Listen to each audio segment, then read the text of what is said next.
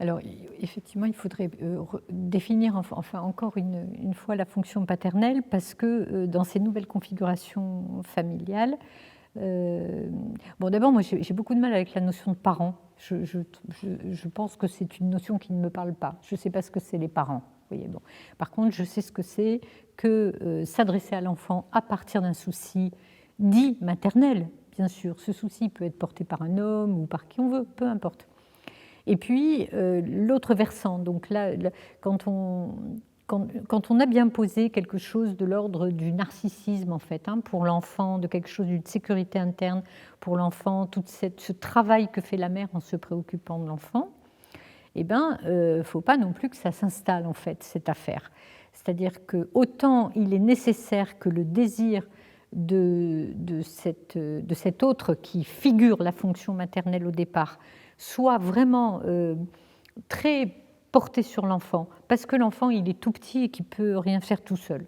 Donc, on a intérêt à être effectivement très centré sur ce nourrisson pendant un temps. Mais les choses vont progressivement se déplacer, c'est-à-dire que le bébé, il a des compétences et il va commencer à les mettre à l'œuvre, surtout s'il est en sécurité interne. Hein.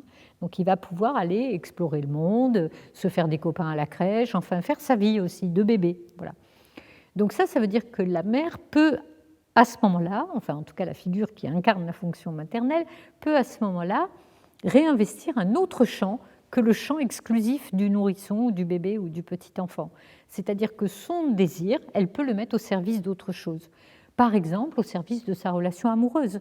Et à cet endroit, peu importe que ce soit un homme, une femme ou qui on veut, peu importe. C'est juste que le désir que cette mère avait mis presque exclusivement au service de l'enfant, elle va maintenant, au fur et à mesure, en même temps que l'enfant est en train de construire son propre désir, elle va pouvoir réinvestir quelque chose de ce désir sur autre chose que exclusivement l'enfant. Donc ça, c'est une fonction qu'on peut appeler la fonction paternelle, c'est-à-dire c'est ce qui va faire séparation entre la mère et l'enfant.